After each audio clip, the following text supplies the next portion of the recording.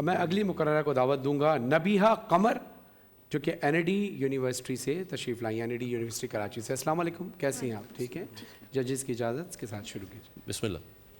گرمیوں کی وہ شام جب گلی میں بچے کھیل رہے تھے، وہ 9 سالہ بچی ہاتھ میں گڑیا اور آنکھوں میں چمک لیے مسکرا رہی تھی۔ اچانک ایک جانی پہچانی آواز آتی ہے، آؤ بیٹی تمہیں نئی گڑیا دلاؤں۔ اس آواز کے پیچھے چل پڑتی ہے۔ کچھ دیر گزرتی ہے اور دنیا ختم ہو جاتی ہے۔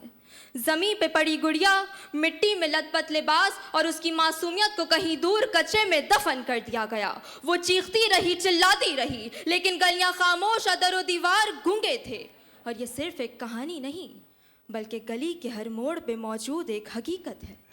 وہ بچی جس کی آنکھوں میں کبھی خواب سجتے تھے، آج وہی آنکھیں ہمیشہ کے لیے بند ہو چکی، لیکن آواز بلند کرنے والا کوئی نہیں، کیونکہ یہاں گناہ چھپانے کی تو روایت ہے لیکن گناہگار کو سزا دینے کی نہیں۔ اور یوں ہی سہتی جاتی ہے ستم بنت حوا۔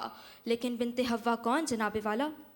وہی جو ممتا کی گود میں محبت بنتی ہے، جو بیٹی بن کر رحمت، بہن بن کر مان، بیوی بن کر وفا اور ماں بن کے جنت کی دہلیز تک پہنچاتی ہے۔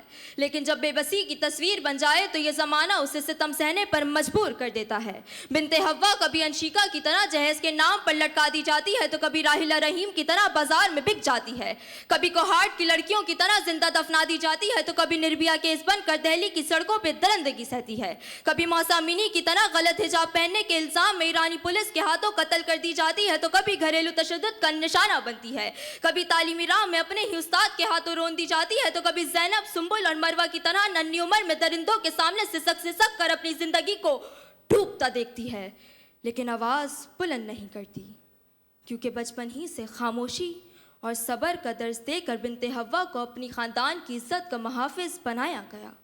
اس کی آواز کو دبایا گیا، اس کو خاموش کروایا گیا، اور جب بولنا چاہا تو میٹو موومنٹ میں موجود تمام عورتوں کو حقارت کی نظر سے دیکھا گیا، فرحانہ ناز کی طرح مارا گیا، نویدہ سکینہ کی طرح تضحیک کا نشانہ بنایا گیا۔ مگر اب دیکھو یہ طوفان اٹھے گا ایک دن، یہ جو سہمی ہوئی بنت حوا ہے آگ بنے گی ایک دن، یہ جو بکھری ہوئی تقدیر کی تصویر ہے یہ اپنے ہاتھوں رنگ بھرے گی ایک دن، اور پھر نہ سہے گی یہ ستم بنت حوا ایک دن۔